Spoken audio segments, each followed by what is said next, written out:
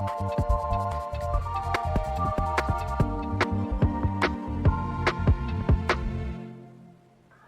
at the Ignatian Teach-in for Justice. What's your name? My name is Joy.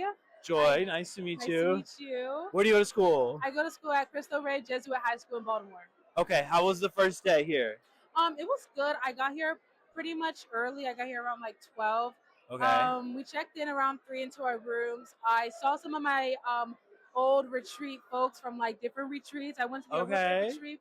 I just saw a lot of people and I was really glad to see them. So yeah, that's my day so far. All good. All right. Awesome. I'm with. Jacob, Where you from? Sacramento, California. Very cool. Very cool. You're really passionate about Immigration. immigration. Talk to us about that. I mean, it's pretty popular, but everything going on in the world, especially America, immigration is something that I think we need to be more pressing on about, as with IFTJ is talking about. Yeah. Especially here in DC, going in the metro, seeing the National Guard, and also seeing ICE agents outside of the Washington Monument is really, really hard. Knowing that my parents are both immigrants, both from Mexico, and also being adopted, being a first gen adopted, first gen coming to America too. I'm at the last day of the Ignatian Family Teach-in for Justice. I have meetings set up today with my congresswoman and my two senators from California. And I'm going to be advocating first for immigrants and refugees, people who are being kidnapped out the streets of our country, many of whom have legal status and they're being put in our prisons indefinitely and often being deported to countries that aren't even where they came from.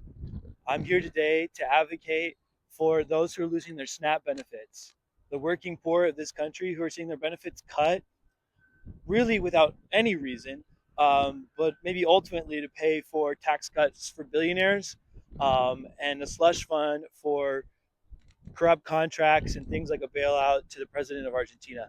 I'm here today to advocate for nonviolence in the face of what appears to be an emerging plot to bombard and attack the country of Venezuela. I'm here today to advocate for the climate, for the LGBTQ community, especially for trans youth who are being denied access to their health care.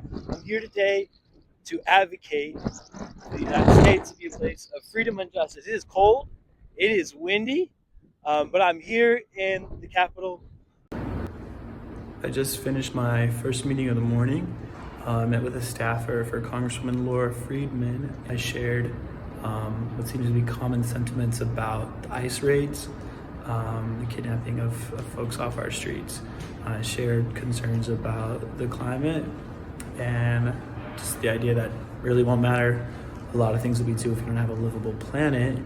And then I did share my concerns with her just about a general feeling of chaos and angst, and people wanting to know if they're really heard and what they can do to make the world and the country that they believe in. I'm on my way to get some lunch after my second meeting. I was at Senator Alex Padilla's office meeting with staff members. I expressed my personal concerns, but also the concerns of my students.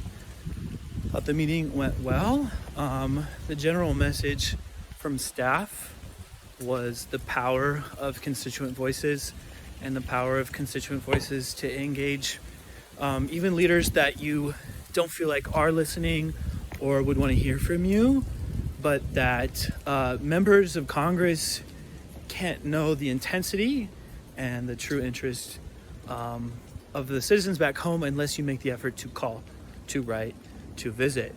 So be an active citizen.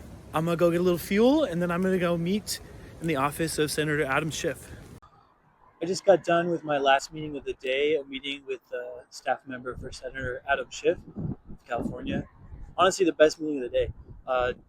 Just collaborative, honest, and looking for like ways that students can feel heard, ways that citizens can get involved, and little things that can be done to at least raise attention to issues and causes that are important to people.